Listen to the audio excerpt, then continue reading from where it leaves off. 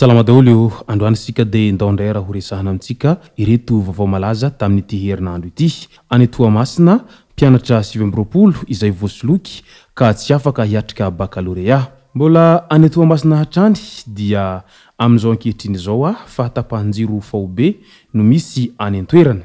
Edgar Razafindravahy lany secrétaire général ny voamierany ranomasimbe Indiane. Mahatante Paubert nahazo amboara ho an'ny mpitarika afrikana. Ireo no fakafakaina amintsika atao anatin'ity video ity ka manasantsika rehetra anaraka an'ity video ity hatramin'ny farany. Azadino ny milike ny video antsika ary tsarovo hatrany ny miabone amin'ny chaîne antsika mba ahafahanareo manaraka tsy tapaka ny video zay lefa ny MCC tamatawata gasy toy izao ny fanaovana azy. Tsy ampandrely isika fa avy hatrany tonga de vavany ndawary. Raha mahita mo amin'izao ankehitriny izao dia tsy mitsahatra mitombo ny karazana fisolokina izay misy etsero ary hita manerana ny nosy mo izany karazana fisolokina rehetra ary misy amin'ireo fisolokina aza dia tena azo lazaina fa fisolokina manara-penitra mihitsiny. Any Toamasina amin'izao ankehitriny izao ao anatin'izay fisolokina zay hatrany dia mpianatra 20 avy ao amin'ny sekoly tsy miankina anankiray no tsy afaka hiatrika baccalauréat ny alatsinainy ho avy izao. Voalaza fa voasoloky ny talentsekoly iray izy ireo mba vonjeo izahay fa te hiatrika fanadinana izahay. Ny fiainana tanora mihitsy no tadiavina ho potehina amin'izao trangan-javatra tahaka an'izao izy ireo hatrany.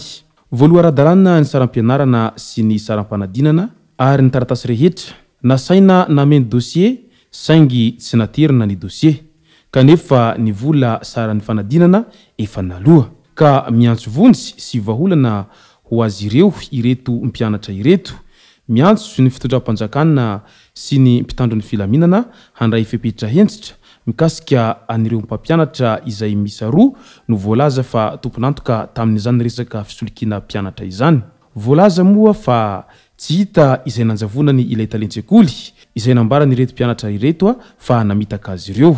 Ka noho izany dia ao anatin'ny tebiteby sy alelo tanteraka ireto mpianatra voasoloky ireto amin'izao ankehitriny izao noho ny izay fisolokina manara-penitra izay nahazo azy ireo izay. Izany dia azo isaintsainana ary afaka ilazana tsara fa tena tsy kilalana tokoa ny ratsy ary efa hita amin'ny sehatra rehetra mihitsiny ny karazana izany fisolokina izany amin'izao ankehitriny izao. Ka eo indrindra no mahatonga ny be sy ny maro mametra-panontaniana amin'ilay hoe inona tokoa mo no tena antony iray lehibe mahatonga an'izany resaka fisolokina izany izay tsy mitsahatra mitombo tato ato zay, sa ny fiainana mihitsy no tena efa tsy zaka ka lasa manaonao foana hoy ireo izay mpanara-baovao vantany vao nahita an'izao vaovao malaza ao Toamasina izao. Mbola ao Toamasina izay hatrany mo fantatra tamin'ity herinandro ity fa misy fahatapahan-jiro faobe ao an-toerana Atsihoatsy. Nitondra ny fialantsiny noho ny fahatapahan-jiro faobe any Toamasina ny Jirama. Voalaza fa nirehitra ny taribin-jiro ambanin'ny tany ka nahakasika ny tariby izay mitatitra herinaratra mampitohy ny tompom-pamokarana sy ny foibe fitsinjarana ny herinaratra ao Toamasina ny lelafo. Io no antony mahatonga ny fahatapahan-jiro faobe amin'izao fotoana izao raha ny fanazavany Jirama ofisialy hatrany. Na izany aza dia nilaza fa efa manao ny fanarenana amin'izany olana goavambe izany ny teknisianina ao an-toerana hamerenana amin'ny laoniny ny famatsinan jiro. Izany dia midika fa efa manerana ny nosy mihitsiny ny fatapatapahan-jiro izay tsy misy fiafaranana amin'izao ankehitriny izao ary tsy vitsy mo ny vahoaka izay mitaraina amin'izay hafitsoko ny olany Jirama izay amin'izay delestage izay. Ny jiro tapatapaka nefa ny vidin-jiro dia tsy misy fihenana akory.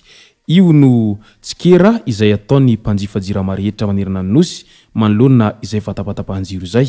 Amboara ho an'ny mpitarika afrikanina nahazo ny loka ho an'ny mpitarika afrikanina ho an'ny toe-karena manga ny ministry ny Jono sy ny toe-karena manga Paubert tsy manao raty Mahatanty Fantatra fa amin'ny 15 Jolay sy 17 Jolay izao no atolotra azy izany mandritra ny Forum des Jeunes Afrique sur l'économie bleue any l'homme ka noho izany dia miarahaba amin'izay fahazahony amboara sy mari-pakasitrahana aty amin'ny Afrika izay.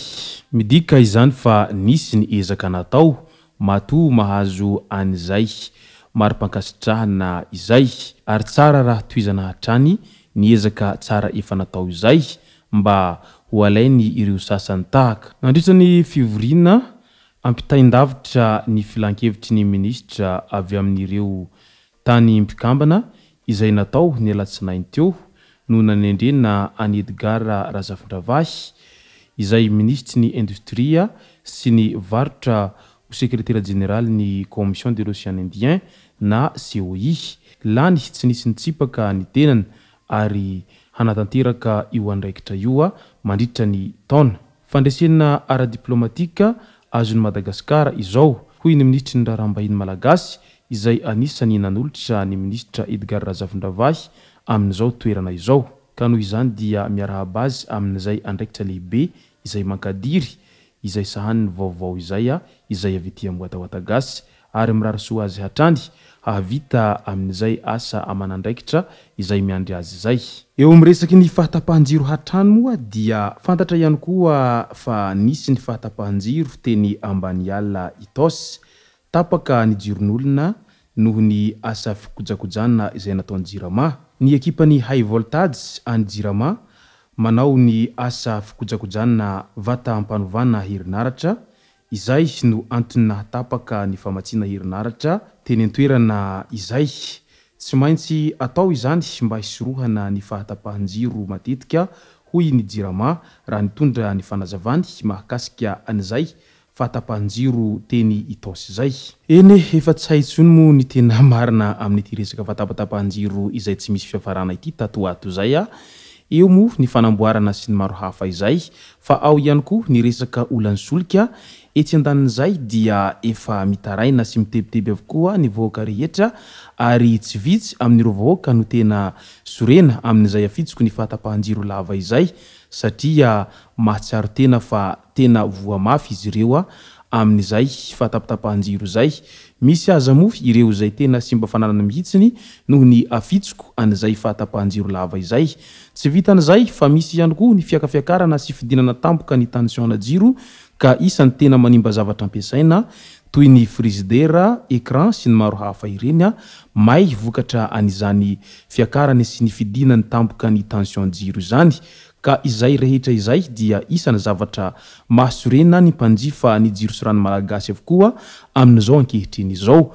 Ka ao anatiny fiandrasana ny tena vahaolana maharitra izay horosony Jirama ny vahoaka rehetra manerana nosy amin'izao ankehitriny izao manoloana izay olana izay mianjady amin'ny Jirama sy ny mpanjifa ny jiro sy rano malagasy izay. Izay moa no masaka azona roso tomboko lasy tomboko vavy misaotratsika rehetra naraka an'ity video ity hatramin'ny farany. Azadino ny milike ny video antsika ary tsarovatra ny miabony amin'ny sainantsika mba hahafahanareo manaraka tsy tapaka ny video izay lefa ny amintsay sy tomboko lasy tomboko vavy mankasitraka dia mirary soa.